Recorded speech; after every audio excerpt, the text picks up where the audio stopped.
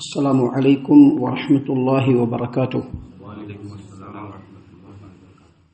اعوذ باللہ السمیع العلیم من الشیطان الرجیم من ہمزہ ونفخہ ونفثہ۔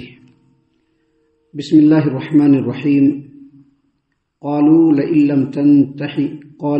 لم تنتہ یا نوح لتکونن من المرجومین قال رب ان قومی کذبون فافتح بینی وبینہم فتحا ونجنی ومن معی من المؤمنین فانجیناہ ومن معه فی الفلک المشحون ثم اغرقنا بعد الباقین ان فی ذلک لآیہ وما کان اکثرهم مؤمنین وان ربک لہو العزیز الرحیم۔ محترم سامعین کرام، سورۃ الشعراء سورہ نمبر 26 اور اسی سورت سے آیت نمبر 116 سے لے کر کے آیت نمبر 122 تک آپ کے سامنے تلاوت کی ہے۔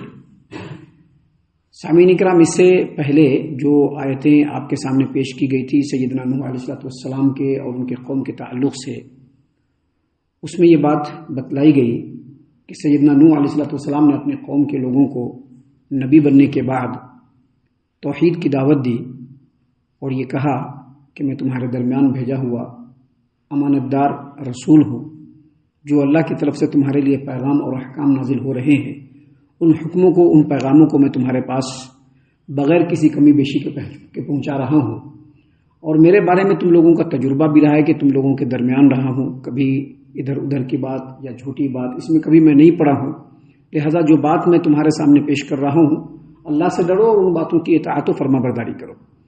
جب یہ بات سیدنا نوح علیہ السلام نے اپنے قوم کے لوگوں کے سامنے کہی تو قوم کے لوگوں نے جواب میں کہا کہ دیکھیے، آپ جو کچھ پیش کر رہے ہیں، جو کچھ لوگوں کو بتلا رہے ہیں، ان باتوں کو ماننے والے، ان باتوں کو ایکسیپٹ کرنے والے، ان باتوں کی اتباع کرنے والے صرف معاشرے کے چھوٹے موٹے لوگ ہیں، حقیر ٹائپ کے لوگ ہیں، چھوٹیا ٹائپ کے لوگ ہیں، اور ہم ان لوگوں کے ساتھ بیٹھنا ہم لوگ گوارا نہیں کرتے ہیں، لہذا بہتر یہی ہوگا یا تو ان لوگوں کو ہٹائیے یا پھر ہم لوگ آپ کی بات نہیں مانیں گے۔ نوح علیہ السلام نے کلیئر کہہ دیا کہ دیکھیے، میں تو صرف کھلم کھلا ڈرانے والا ہوں، میری باتیں اور جو میری دعوتیں ہیں وہ سبھی لوگوں کے لیے ہے، چھوٹے اور بڑے کی کوئی تمیز نہیں ہے کہ نہیں بڑے لوگوں کے لیے ہے، نہیں چھوٹے لوگوں کے لیے ہے، جو اللہ کی بات مانے گا وہ میری نظر میں بہتر ہے۔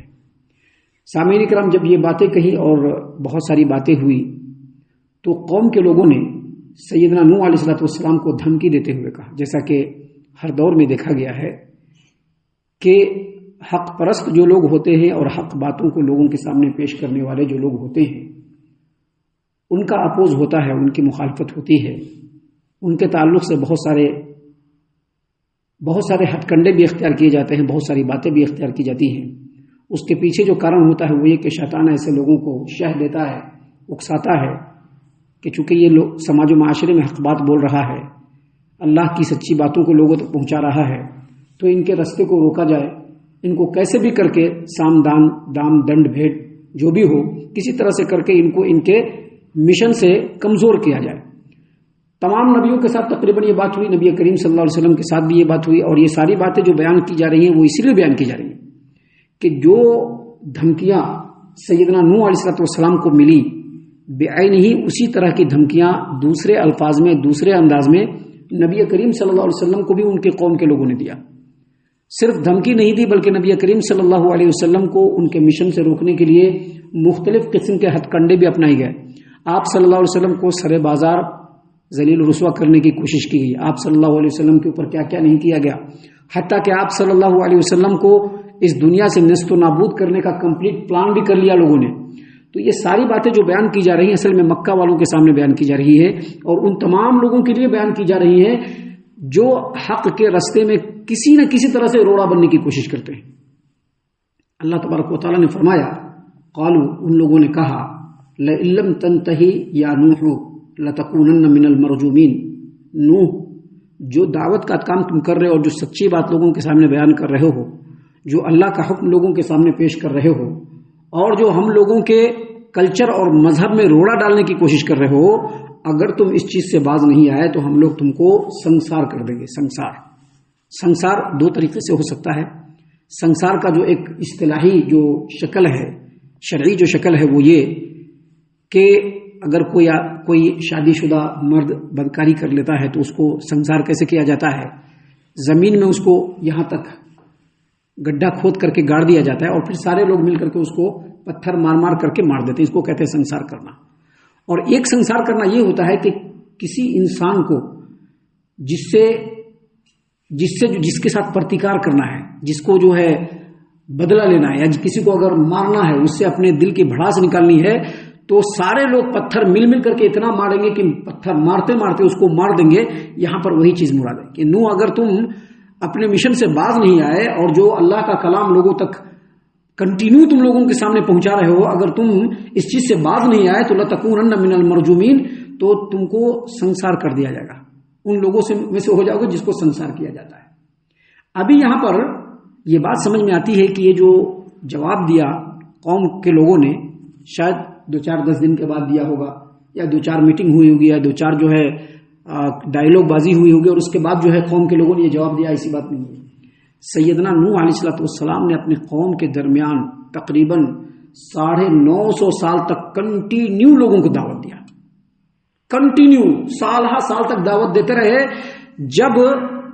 جب لوگوں کو لگنے لگا کہ یہ اپنی دعوت کو چھوڑنے والا نہیں ہے، تو قوم کے لوگوں نے یہ دھمکی دے ڈالی کہ اگر تم اپنے بات سے باز نہیں آؤ گے اور جو اللہ کا حکم اور اللہ کا پیغام لوگوں تک پہنچا رہے ہو، اگر اس کو تم نے ڈسکنٹینیو نہیں کیا تو پتھر مار مار کر کے تم کو مار دیا جائے گا. جب ایسی دھمکی قوم کے لوگوں نے دی تو سیدنا نوح علیہ السلام فوراً اپنے رب کے بارگاہ میں گر گئے. یہاں پر کئی باتیں سمجھنے کی ہے، جس میں سب سے مرکزی بات سمجھنے کی ہے وہ یہ کہ جب کوئی انسان یا کوئی جماعت حق بات کو لوگوں کے درمیان پھیلانا شروع کریں گے یا کرے گا، تو لا محالہ سامنے والوں میں سے کچھ ایسے لوگوں کو شیطان کھڑا کرے گا جو اس کا دشمن بن کے رہے گا، اور دشمن بن کر کے وہ اس کے خلاف ہتھ کنڈے کرتے رہے گا، اس کو دھمکیاں دیتے رہے گا. یہ لا محالہ ہونا ہے، یہ نہیں ہونے کی بات ہی نہیں ہے. دوسری بات، ایسے دعات کے سامنے اگر اس طرح کی مشکلیں پیش آئے، اب دعات بہت سارے لوگ ہیں جو دعوت کا کام کر رہے ہیں، علماء بھی ہیں، معمولی پڑھے لکھے لوگ بھی ہیں جو لوگوں کے درمیان دعوت کا کام کر رہے ہیں. تو کبھی ان کے سامنے اس طرح کی رکاوٹیں دکھیں تو ان کو کہیں کسی کے سامنے جھکنے کی ضرورت نہیں ہے، اس کو سیدھے رب کے سامنے جھکنے کی ضرورت ہے. کیونکہ سیدنا نوح علیہ السلام نے قوم کے لوگوں کو نہیں کہا، ڈائریکٹ اس کو کہا اللہ نے فرمایا قال، فرعون نے نوح علیہ السلام نے کہا رب ان قومی کذبون، اے میرے رب میرے قوم کے لوگ مجھ کو جھٹلا رہے ہیں. یہاں پر صرف اتنی ہے کہ نوح علیہ السلام نے کہا کہ اے میرے رب میرے قوم کے لوگ مجھ کو جھٹلا رہے ہیں، جبکہ آپ قرآن کریم کے 29ویں پارے کے سورہ نوح کو آپ پڑھیں گے تو اس کے اندر آپ دیکھیں گے کہ نوح علیہ السلام نے اپنے رب کے سامنے دعا کرتے ہوئے کہا رب انی دعوت قومی لیلا و نہارا، اے میرے رب میں نے اپنے قوم کے لوگوں کو دن اور رات سمجھایا، یعنی لگاتار سمجھایا. فلم یزدہم دعائی الا فرارا، اور جس قدر ہم نے ان لوگوں کو دعوت کا کام کیا، ان لوگوں کے درمیان ان کو سمجھایا، اور جس قدر ان کو اللہ کی طرف لانے کی کوشش کی، ان لوگوں نے راہ فرار ہی اختیار کیا. ہم نے اے میرے رب ان کو کھلم کھلا بھی سمجھایا، خاموشی سے اکیلے میں جا کر کے بھی سمجھایا، لیکن اے میرے رب جب بھی ہم نے ان کو رب کی طرف دعوت دی تاکہ اے رب تو ان کے گناہوں کو معاف کر دے، تو ان لوگوں نے اپنے کانوں میں انگلیاں ٹھوس لی یا پھر اپنے منہ کو چھپا کر کے وہاں سے نکل گئے کہ ہم کو نوح کی بات نہیں سننی ہے.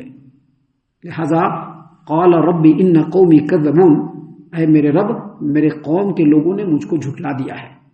یہ دعا کرتے ہوئے کہا سیدنا نوح علیہ السلام نے، اور اس کے بعد مزید دعا کیا. کیا دعا کیا؟ فافتح بینی و بینہم فتحا ونجنی ومن معی من المؤمنین، اے میرے رب میرے درمیان اور ان لوگوں کے درمیان تو حق کے ساتھ فیصلہ کر دے. فافتح بینی و بینہم فتحا، لہذا میرے اور ان کے درمیان تو حق کے ساتھ بالکل ڈیفینیٹ فیصلہ کر دے اللہ تبارک و تعالیٰ، تاکہ حق بالکل واضح ہو جائے اور باطل کا معاملہ بالکل سامنے آ جائے. یہاں پر اس طرح سے دعا کیا ہے، کیا کہا؟ فافتح بینی و بینہم فتحا ونجنی ومن معی من المؤمنین، اے میرے رب میرے اور ان کے درمیان قطعی فیصلہ کر دے اور مجھے میرے ساتھی مومنوں کو ان لوگوں سے نجات دے دے. یہاں پر یہ ہے. لیکن آپ سورہ نوح کے اندر جب پڑھیں گے تو سورہ نوح کے اندر سیدنا نوح علیہ السلام نے ایک دم کلیئر الفاظ میں کہا رب لا تذرنی رب لا تذر علی الارض من الکافرین دیارا. اللہ تبارک و تعالی اس روئے زمین پر جو تیرا انکار کرنے والے ان میں سے کسی کو گھر کو نہ چھوڑ دو. اللہ انکا ان تذرہم اگر تو اس کو چھوڑے گا لیضلوا عبادک تو یہ لوگ تمہارے بندوں کو گمراہ کر دیں گے اور ان کی جو آنے والی نسل بھی ہوگی وہ بھی ویسا ہی ہوگی. اور پھر انہوں نے مومنوں کے حق میں دعا کیا. اس سے یہ پتا چلا کہ ایک داعی کے لیے ضروری ہے کہ مشکل لمحات میں وہ رب کے سامنے جھکے. کوئی سپورٹ نہیں کر سکتا ہے سوائے رب کے.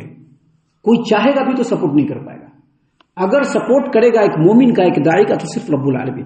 اور اگر رب العالمین کا سپورٹ مل گیا تو پھر کوئی ایسی طاقت نہیں ہے جو کسی بھی طرح سے بال باقا کر سکے. سیدنا موسیٰ علیہ السلام نے اپنے رب سے دعا کیا تھا کیا ربنا لا تجعلنا فتنة للقوم الظالمین ونجنا برحمتک من القوم الکافرین.